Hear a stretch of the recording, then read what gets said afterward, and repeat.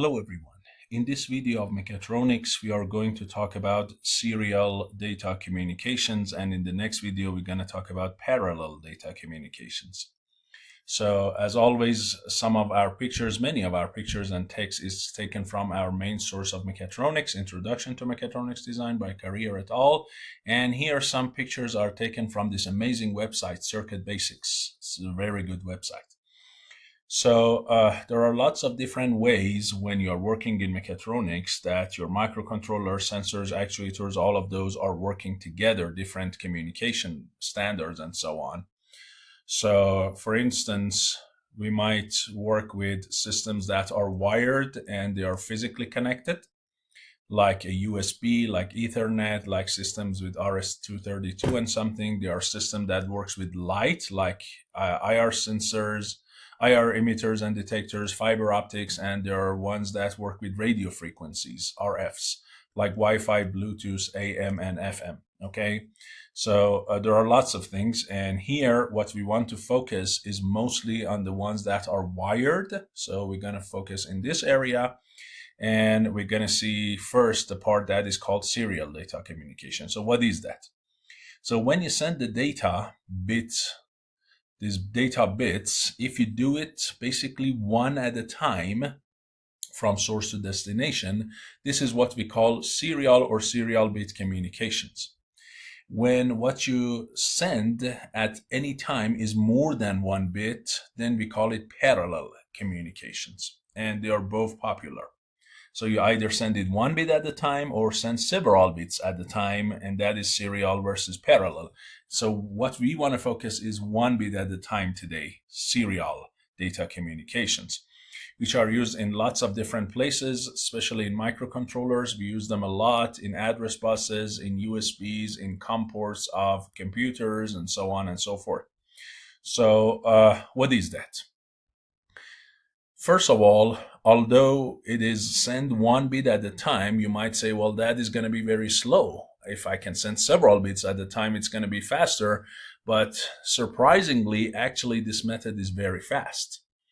Okay, because all you need is to focus on that one bit and send it right and receive it right and everything. So if you can have a high beat rate or beat per second, that is going to do actually a relatively fast job.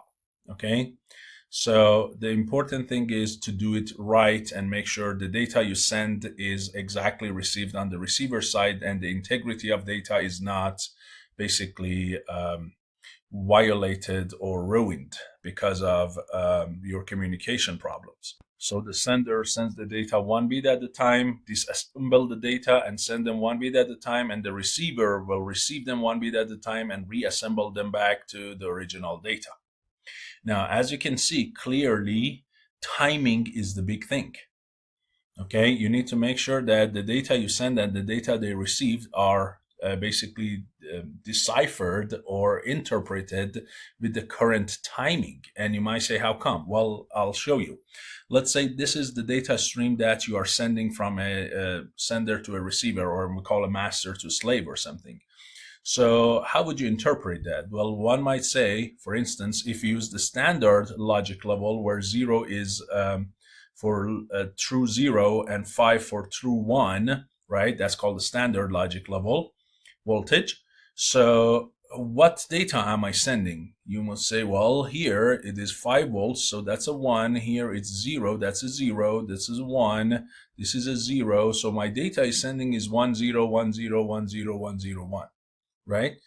But the problem is here, depend on how many times my sender or receiver, especially the receiver, is reading the data. If I look at this, if I only read the data once here and once here, yes, I get a 0 and I get a 1. But if I read this data several times, right, so my timing is not right, then guess what? Here, I'm going to read several zeros. And maybe here I receive 2 or 3 ones, and here I receive a bunch of more zeros. So you need to make sure that the width of the signals is controlled, and the beat rate that you send and the beat rate that the receiver reads are the same, and they agree. Otherwise, you can read complete different data. Okay, so that is very essential. Now, to achieve that, one category of serial data communications is called synchronous data communication. In synchronous, the sender and the receiver, they share the same clock. Okay, they share a signal that is called clock. And since this is the same clock signal, they are on the same clock, so their bits and their ticks and the times for them is the same. So they send and receive the data at the same rate, and they can make sure that the data is basically correct. Okay, so how does now the receiver know when the sender is sending a data?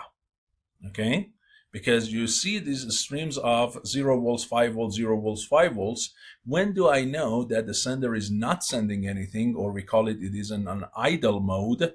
And when is it that the sender is actually sending anything, and when does it start? So we have to have some conventions here, some protocols to tell you, hey, when you see this kind of thing, this means it is sending the data. And this is when the data starts, this is when the data ends. That is very, very critical. So here, if you look, the first thing is, not only you have to have a line for sending data, as I said, you have to have a separate line for sending the clock signal. So let's say this is my clock signal here, this kind of a pulse signal, pulse train, and this top one is my data. Now, first of all, when do you know that the sender is not sending anything, or we say it's in idle? Well, that depends on the system. So either the system sending the signal is called idle high or idle low. So if the system is idle high in this picture, what is it? When it's idle high, means when it's not sending any signal, then it is going to keep the clock signal to high of 5 volts.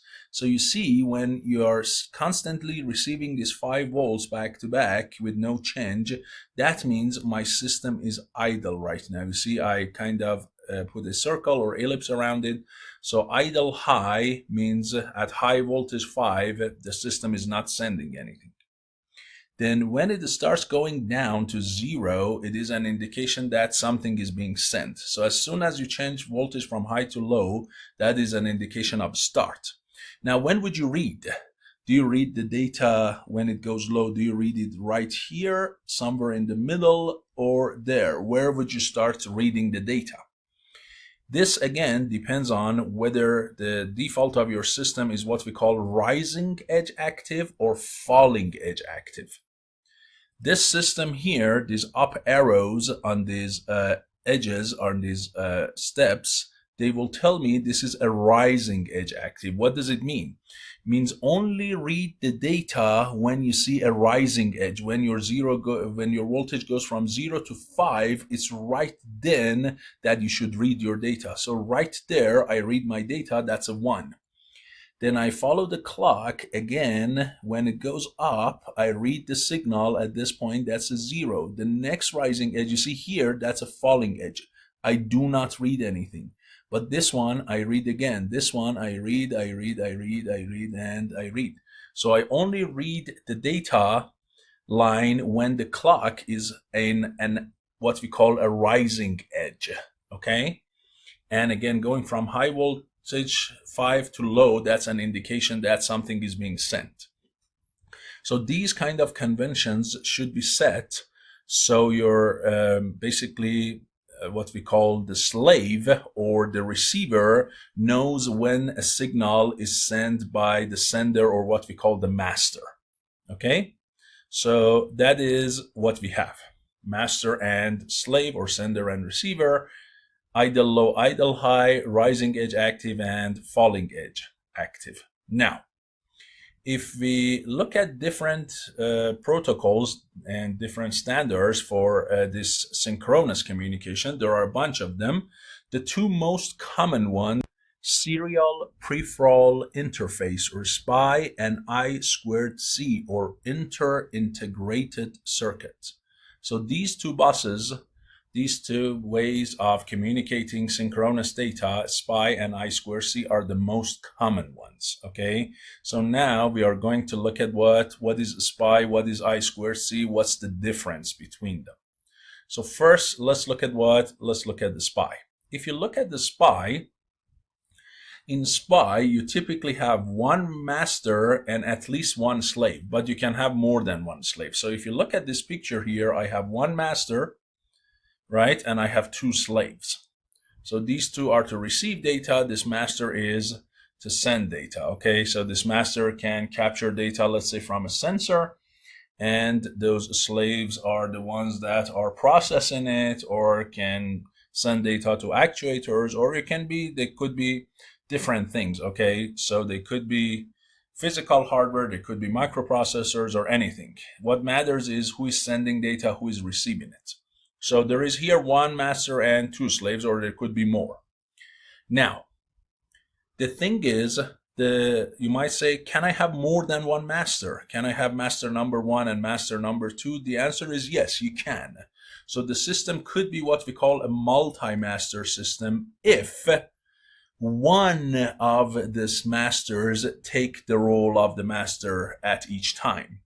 So one time when this guy has something to send, this becomes master of the system. Then if you have another master here, right, call it master 2, then once master 1 job is done, then master 2 starts sending signals.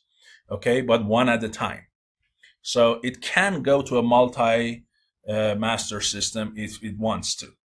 Now, what kind of wires, what kind of signals are in the system? If you remember, I said we need the data line and we need the clock line. But data depends on whether it goes from master to slave or backwards. Then there are two wires.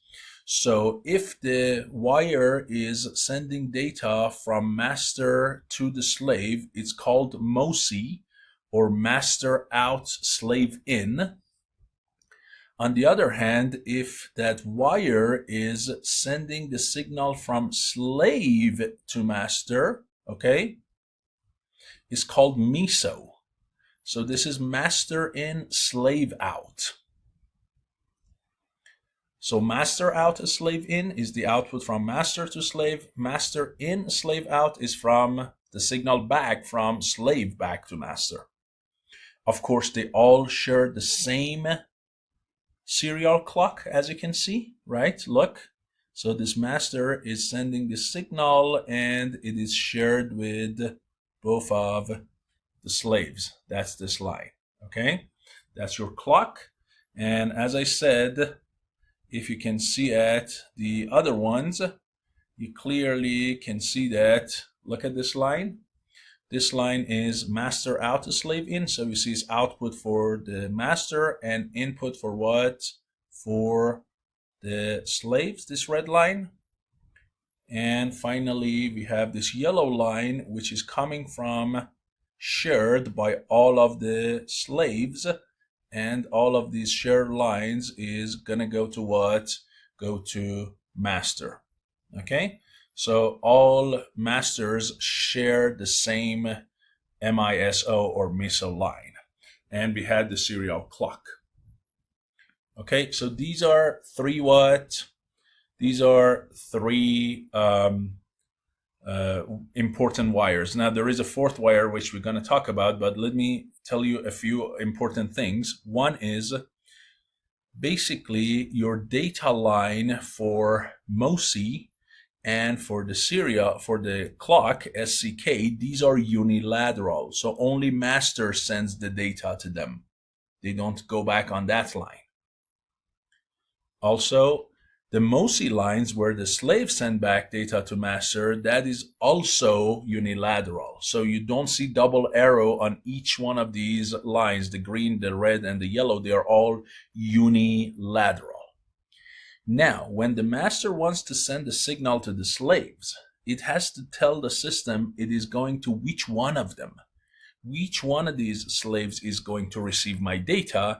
That is where you have another line which is called a select line or slave select line, which is shown by SS bar or SS star. Okay, let me use capitals here. So slave select line or SS line is the signal that tells, hey, which one of you I'm talking to, you listen to me. Okay, that is a important thing. So when it sends the signal to one specific slave and say, hey, slave number one, I'm talking to you, how does it do it? Then the misaligned, which is basically from that slave to the master, it is going to be treated as output by that, of course. I mean, that's what it is. And since they all share it, then the other slaves, since they all share, look at this yellow line, they all share the yellow line, the data back from the slaves to the master. Since they all share it, and now slave one is picked to talk to the master, any other slave, like including slave two or any other, should put their misaligned in high impedance state. Basically, they should make it such that this guy basically deactivates this, so it cannot send any data to it. Only this one gets to talk. Okay? So when master says slave one, slave two says, okay, then I'm not gonna make the misaligned busy. I only let the slave one to send data back to you. Okay, and as I said, each one of them has their own line, right? Slave select line. So you see there are four major lines, which you can see: the SS line, the serial clock line, the master out, the slave in, and the master in, slave out. And they're all unidirectional, and you see their role. So for the master, only the miso is input, the others are all output. For the slave, only the miso is the output, the three others are what? Input. And all masters shape the miso line, but only one of them will use it, the one that is picked by the master. So this is the overall structure of a SPI network. So the next topic I want to talk about are the modes of operation for a SPI. There are four of them. And before we can send any data, we have to first say which slave is to be picked and talked to. That is called assertion. So if you say SS line to be asserted, means picked, basically. Okay, it's just a terminology. So there are four modes. What are these four modes? So depends on, first of all, your serial clock. Is it an idle low or idle high? And whether the active edge on it is rising or falling. Remember, we talked about those. So because there are two states for the idle and two states for active edge, there are four different combinations that you can come up with. And let's look at these four different combinations, and we're going to see basically which ones are which, how each one of them could be used, which one is the most common one, and so on. So as I explained to you, the most typical one is when your idle stage is high voltage. So going to low means you are about to start sending data. And when you go to a rising edge, you are sending data. So being in idle high and sending what? A rising edge is an indication of data transmission. So if you go down here, you see that idle high and rising edge, that is mode 3. So mode 3 is the most common way to send data, which I mentioned for you here. And that requires your serial clock to stay high. And when it wants to send data, in advance of that, you do a high to low transition. That means, hey, be ready. Anticipate some data in the near future. As soon as I show a rising edge, you know I start sending data, you start reading data. Okay, that is mode 3. Now, what is mode 0 and 2? Let's look at these two modes. Modes 0 and 2, if you look here, there is a low idle and it's a rising edge. So where is mode 2? If you look, that's here. This was mode 3, by the way. So this is where your idle is high and your data happens here on the rising edge. This was mode 3. Now, if you look at mode 2, the idle is still high, but you start sending data when you have a falling edge. So you don't give it this time to be prepared and then send data. As soon as you jump from high to low, this is where your data starts. And if you look at mode 0, you were on idle low. And as soon as you go on a what in 0? You go on a rising edge, then you start sending data. So you don't give it any time to prepare. So we say that the slave, when you're working in mode 0 and 2, the slave should be ready because imminently, very fast, it is going to see a rising or falling edge, and without much time for preparation, it is going to send you data, so be ready. So the modes 0 and 2, since it sends the data immediately, they require your system to have very precise timing and be very fast and responsive because there is no prior indication. Mode 3, as you saw, it gave it some time. Say, hey, I'm at high right now. I'm going to go to low. The next time I come back to high, I'm going to send you something. So it gives it some time to be prepared for it. Now, what about mode 1? Mode 1 is also interesting. Mode 1, the idle is low, as you can see. But it also give it some time, and it says next time I will go to high and come back to low again, I have a falling edge. That is where I'm sending the data. So you see, mode 1, like mode 3, is giving some time to your system to prepare. So you might say that, well, modes 1 and 3 are very similar, and they are actually. If you look, their nature is completely the opposite. So one is active high, idle high, one is idle low, one is going on rising edge, one is going on falling edge. They are the opposite of each other, but they both allow some time. So that allows some flexibility and some time for preparedness. The system does not need to be super fast like mode 0 and 2. So why mode 3 is preferred over mode 1? The reason is because of this idle situation. In idle, when the idle is 5, if there is a little bit noise in the system and this 5 becomes 5.5 or 4.5 or 4, still it is high enough to interpret it as high. While when your idle is low, if there is a little bit noise in it because you're constantly look at this idle situation, if this idle is a little bit more than some threshold, it depends on above what threshold you consider high, below what threshold you consider low.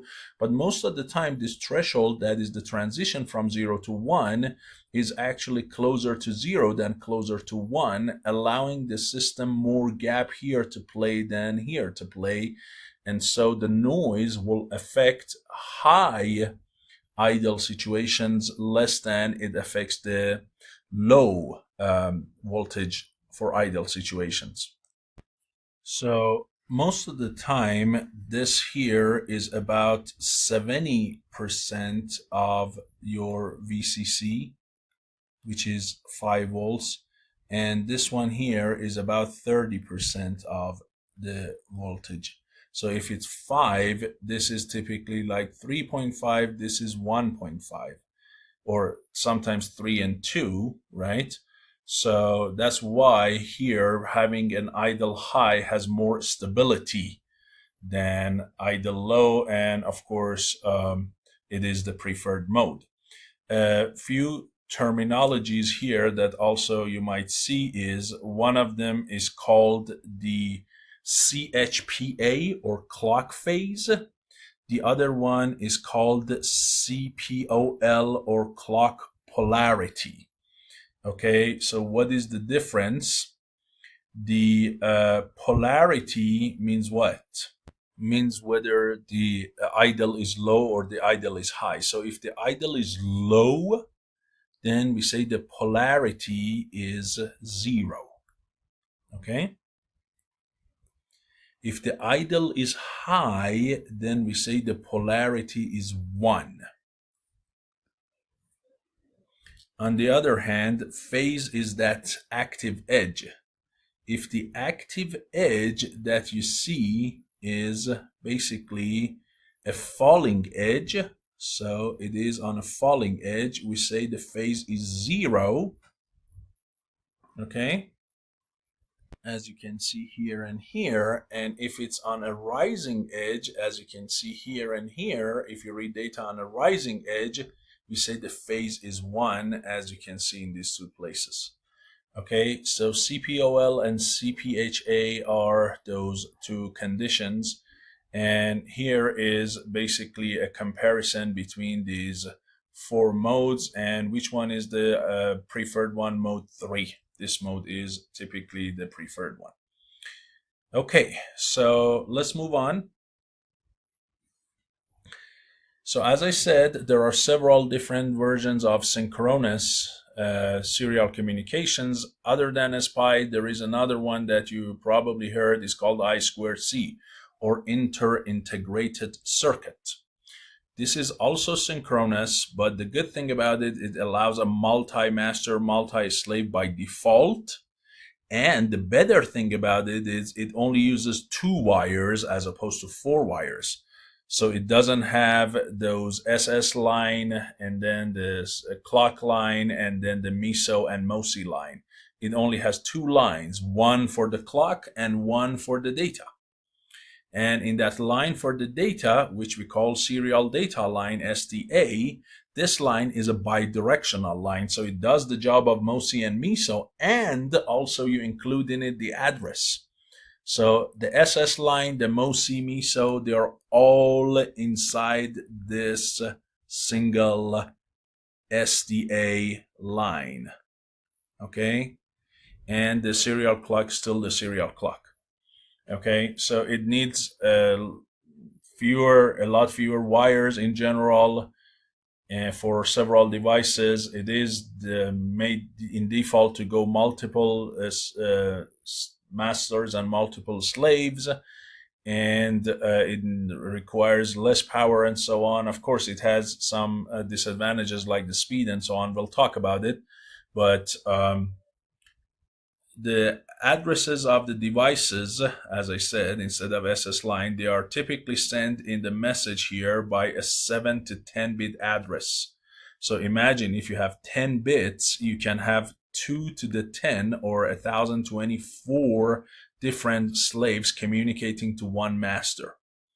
Okay, so that is 10 bits, and if it's 7 bits, then it's 2 to the 7 or 128 slaves can talk to a master. Okay, so depending on how many bits, then you can have a ton of slaves talking to a master, and you can bring lots of masters here as well. Another thing it has is what we call an acknowledgement bit that confirms whether the data is received or not. It has different speed modes, but the maximum speed of it is quite a bit less than the maximum speed that SPI can reach. But first, let's look at the structure of the message in I2C. So because the data line is bidirectional and it has the information of 3 lines in SPI, it has, of course, a more complicated structure. Okay, so it is basically a more elaborate protocol. So what does it have? The first bit is called the start condition. The next 7 to 10 bits, depending on the agreement of the system, is address frame. Then you have another bit that tells whether the master is sending the data or receiving the data. So it's a read or write bit. Then we have acknowledgement or not acknowledgement bit. And then in bits of 8, you're going to send data, followed by another acknowledgement, another 8-bit or 1 byte, another acknowledgement, all the way to the end. And finally, you have a stop condition. So you clearly see that the structure of this is more complicated. Now, let's take a look at the details of each one of these. Okay, so how do you interpret that? So the start condition is basically how does a slave know that the master is starting data? So the data line should go from high to low before the clock line goes from high to low. So if this is your data line and this is your clock line, so this is your SD, this one, and this is your SCL or this one, then your SDA should go earlier than the clock. So here this guy goes low, this one afterwards go to low. This ahead of time going to low, from high to low, that means, hey, I'm starting something. Okay. On the other hand, at the end, it's the exact opposite. The SD line goes from low to high, but it goes after the clock. So they were both low, like now, and then first the clock goes high, then the data goes high. Again, this gap means that is the end of data communication. So that is for start and stop condition. As I said, address frame is 7 to 10 bits, so you can have 2 to the 7 to 2 to the 10 slaves to communicate with a single slave, is a single master. Now, when you send this address, what happens? Each one of the slaves, because all the slaves will receive this with this data. Then what happens? When you send them this data, each one of those slaves compare the address sent with their own address.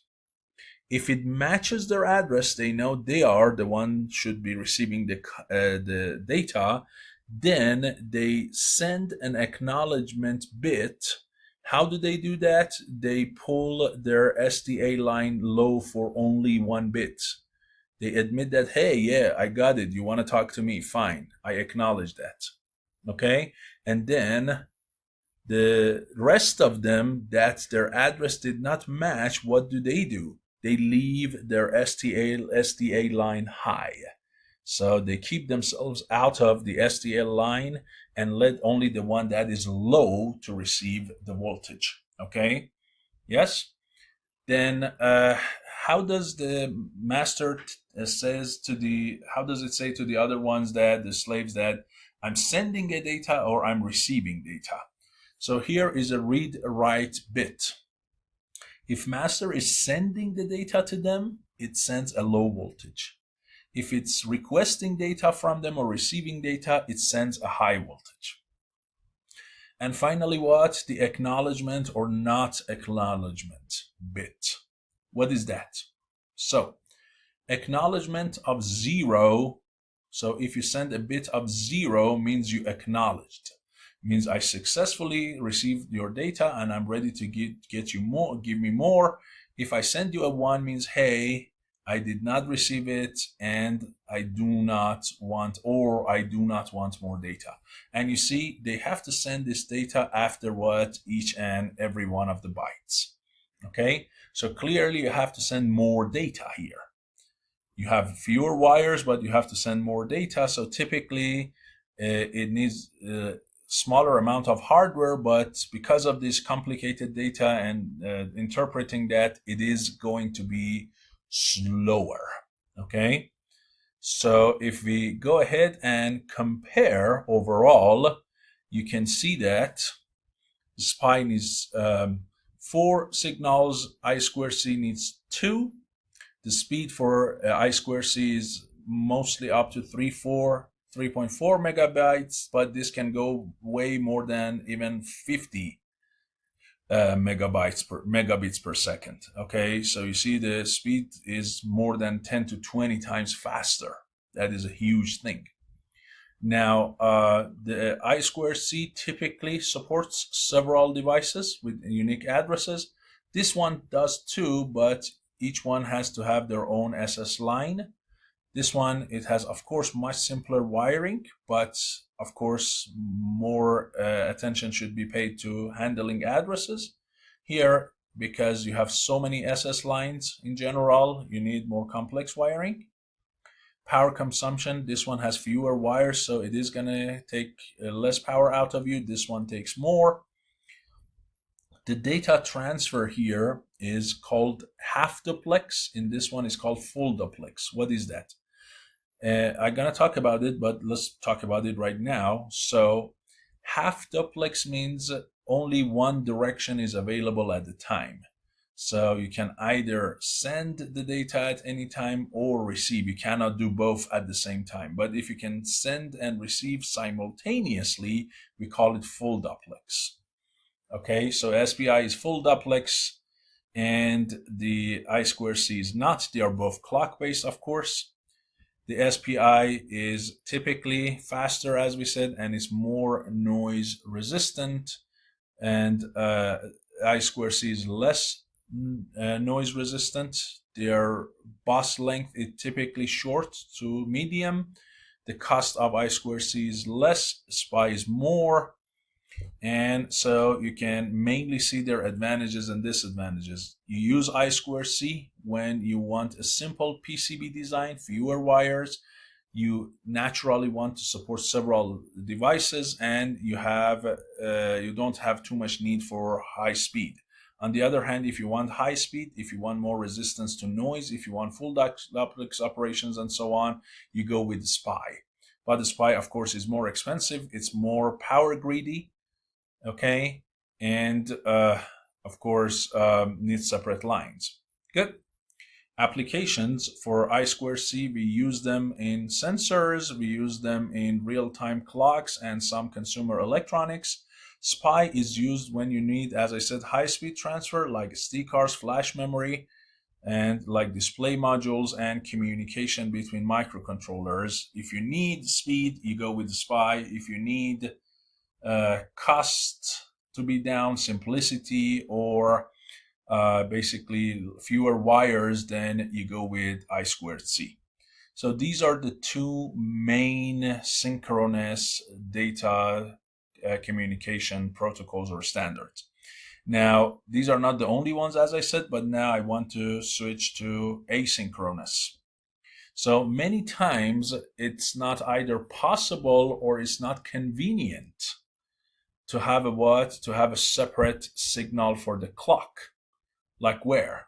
Like, for instance, if you communicate over radio frequency, really, you don't want to have a separate signal to be sent just for the clock at a separate frequency. So you want to be able to send the data with radio frequencies just with a single, basically, set, not two separate. Hey, this is the data, this is the clock. No, you just want to send one set of data with radio frequencies, and you don't want to have, or you cannot have, a clock. In that case, you do not have a shared clock. Not that you don't have any timing. Remember, timing is essential in communication.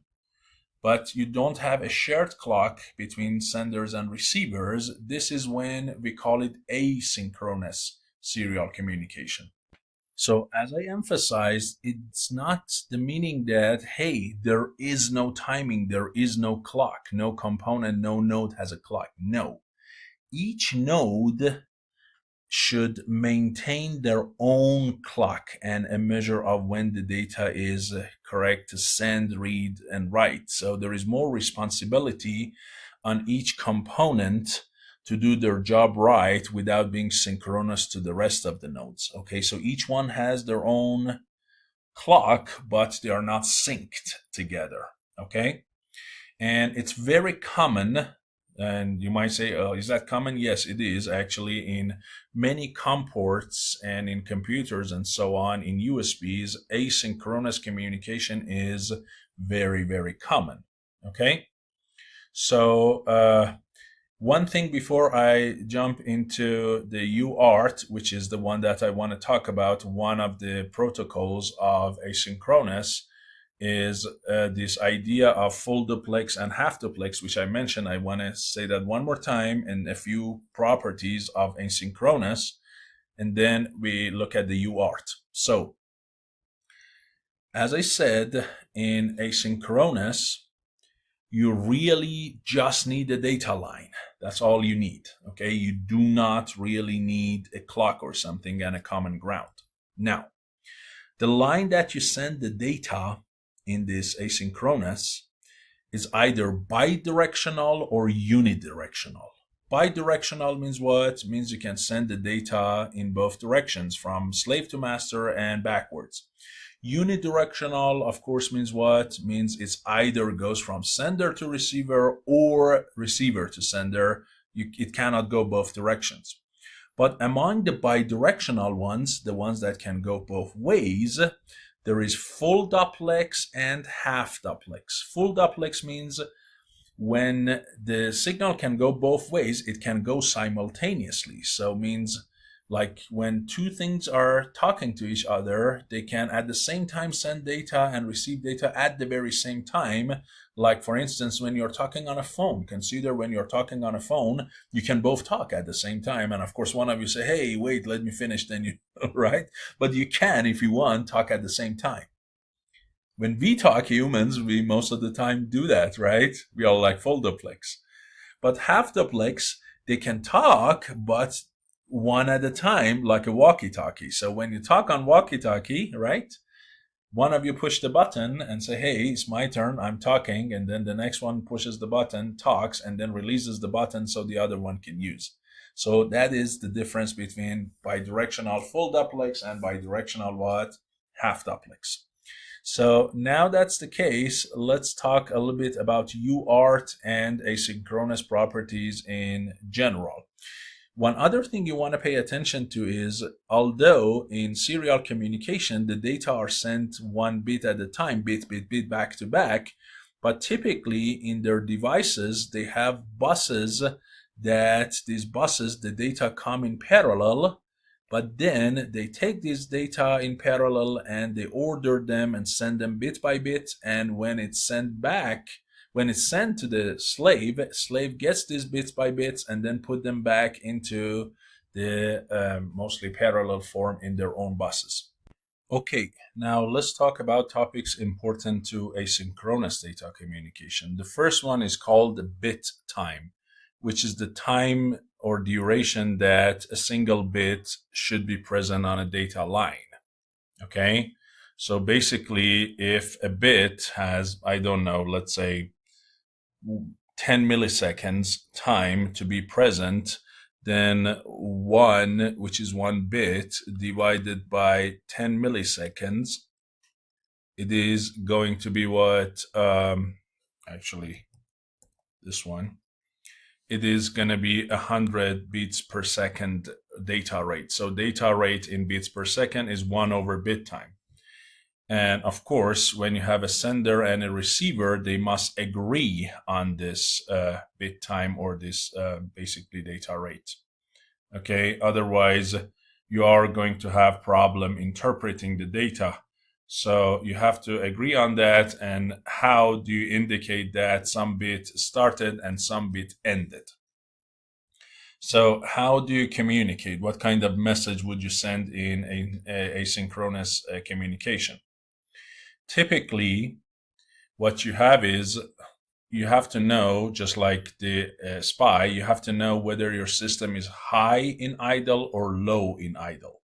So let's say here in the idle situation, where you can call it the marking state, your system is by default in high voltage. Good.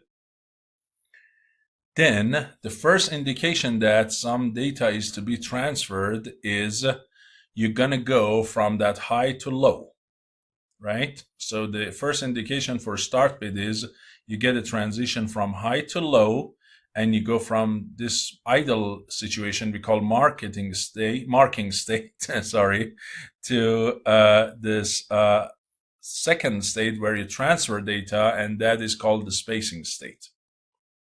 Okay, so when you go from 1 to 0, that is your start bit. Then your data are transferred from least significant bit to what? The most significant bit, and you know the meaning of least and the most significant bits, right? So if you don't, we can have a separate video later about binary conversions and what is how to store data in bits and so on, but I don't want to go to that basically very basic level in this video here. So the first bit that you transfer is the least one, then it go all the way to the most significant bit, and then you will have a stop bit.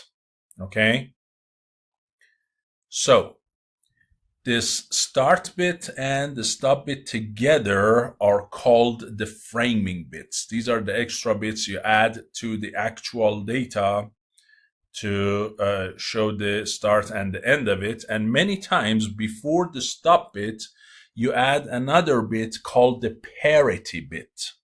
What is the parity bit? Parity is for error checking.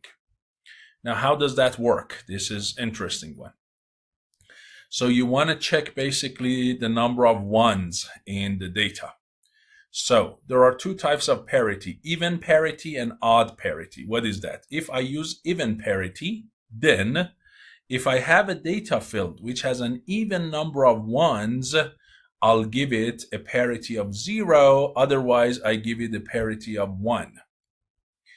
And for odd parity, it's the exact opposite. If I have in my data an even number of ones, then I will give it a 1. For odd ones, I give it a 0. For instance, if I look at this sequence, you see, if you look at my data, I have 1, 2, 3, and 4. So I have 4 ones. So now, if I use even parity, because the number of ones for me is even, I have to give it what? A parity of 0. If it was odd parity, then I would give it a 1. Okay, but here my parity bit is going to be a 0 bit because I have an even number of ones in my data from least to most significant bit here. Okay, so by adding that, you can check.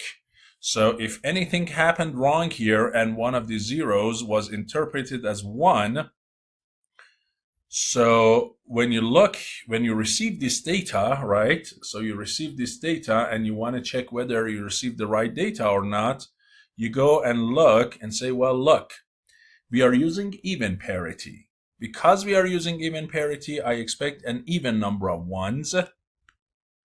But when I look at the ones that I received, guess what? I received 5 ones, which is not even.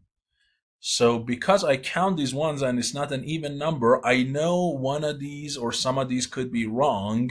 And I send the data back and say, hey, I did not receive the correct data. Something along the way was basically changed. Some number was changed or I did not receive it properly. So this parity is for error checking.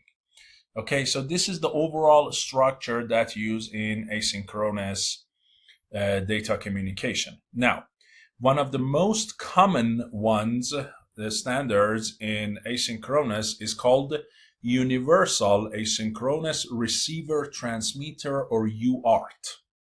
Okay, it's very, very common if you want a system that is simple, low speed, and with some extra properties which we are going to talk about it. Okay, like for instance, we'll see that these are systems that do not support multi-masters. Okay, they are one-to-one communication, but this is one of the most common ones, UART. So what are the main characteristics or attributes of this system?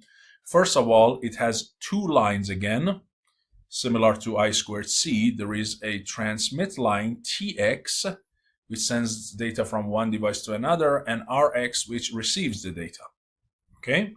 Of course, it's asynchronous, so no share clock. Each node has their own clock. And they have a bit rate, they have a bit time, and in their messages, they have start bit, data bit, optional parity bit, most of them use it, and stop it. And there are other methods also for checking error. Parity is not the only option.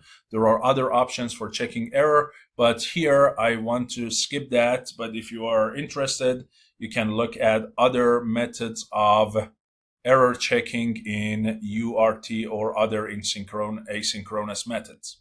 If you want some keywords to check for, one of them is called checksum. Okay, so here you are looking at sum of the data as opposed to just the number of ones, whether it's even or odd. You can use checksum. The other one is called CRC, which stands for cyclic redundancy check. There is another one which called LRC, which is longitudinal redundancy check. There is another one called the Hamming code. There is another call called 2 out of 5 code. Okay, and the other ones, one is called frame check sequence, FCS. We have ARQ, which is automatic repeat request. And finally, we have another one called Manchester encoding.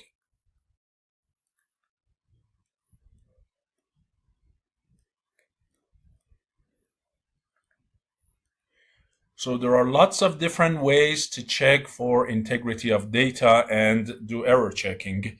But here we look at the simplest one, which is called parity.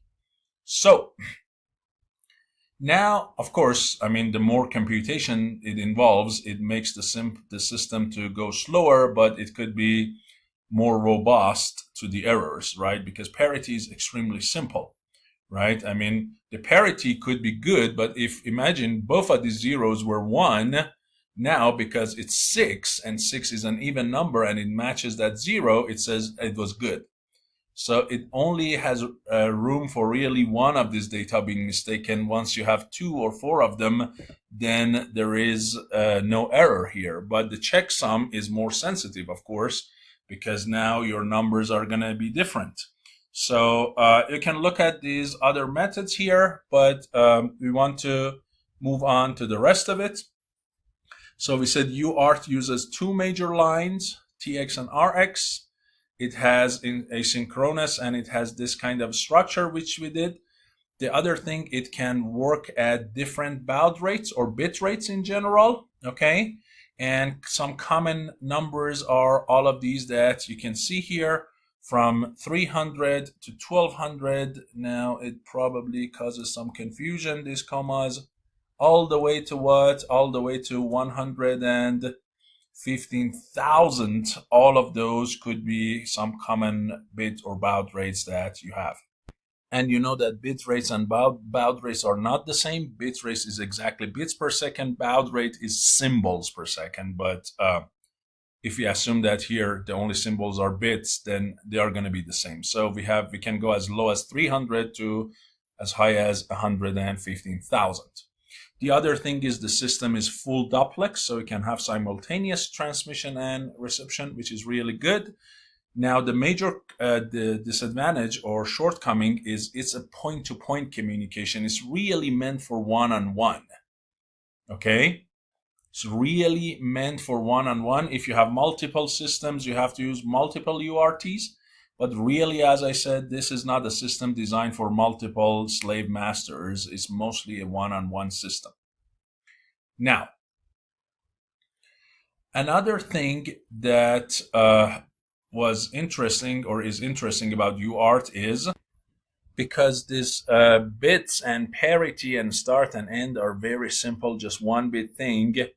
There are other things they add to the UART to make sure that the data transfer is robust. One of that is during each bit time, your UART basically takes 16 separate readings or samples. Okay? So you can see that here, this data that is sent in 1 bit, there are 16 readings that is happening during that 1 bit. Okay, so this is very, very important. It is not just gonna read it once and say, hey, that's a 0 and move on. It does at least 16 reading. And once you have the 16 values, what would you do with it? At least 3 consecutive reads should match before you move on. So if you read, let's say 3 and 5 and 7, they should all show 0 before I say, really, I jumped from 1 to 0 or from high to low. I have to see 3 consecutive reads. And by consecutive, we don't necessarily mean 3, 4, 5, means 3 readings inside these 16 readings. Now, which one do we pick? It depends. Many times we go with 3, 5th, and 7th samples, make sure they all match the same number. So this transition was not just a noise or something, it was really a transition that meant to be, and then we pick that. Okay, so there are some extra safety measures in place to make sure data integrity is there. But the good thing is, because of this simple structure of it, once you have the UART system in place, you just need to do a few number of setup operations. Like what? Like make sure that the bit rate is the same, right? And accepted in TX and RX, they are doing the same bit rate or within 10% of each other, that there is a parity bit or not, and if it is that an even parity or odd parity, then how many bits you are using in the frame, how many stop bits you have, and so on. Once you do those initial setting, then reading data, doing error checking, and everything is not really going to be a hard job. Okay, so setting that is not really hard.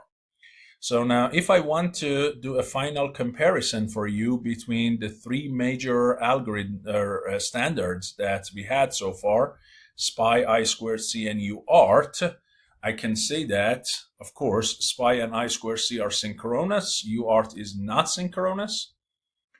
A2C and UART only need 2 wires, SPI needs 4 wires, so of course it has more power consumption than the other two and it needs more settings. But among these, SPI has the highest speed. If you look at I2C and UART, basically I2C is even a little bit faster than UART, but they are both moderate speeds. The I2C can do multi-master, multi-slave. SPI can do that too, a little bit more limited. UART is not really meant for that. It's typically a one-on-one. Okay, but UART and SPI, especially, I2C and SPI are meant for that, especially I2C. How do they check for data integrity? In UART, you typically use an optional parity bit. In SPI, there is no necessarily built-in check because it has a shared clock, okay, and that makes it really great. And in terms of that, and in I2C, you use an acknowledgement signal, if you remember.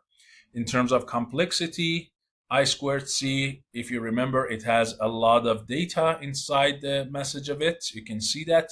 So that's the most difficult one, complex one, I would say.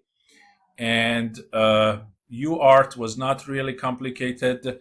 The reason that SPI is medium because it has 4 different signals that need to be deciphered. And you can see applications. UART is good when you only have 2 devices. If you need multiple devices, especially you care about high speeds, you go with SPI. If you want several masters, slaves, and so on, but it's not super fast, like peripheral communications and a center, a PC or something, I2C can do a better job for you. So this was just a brief introduction to serial data communications. And as I said, in the next video, I'm going to talk about the parallel communication. Thank you so much for your attention. I'll see you in the next lecture.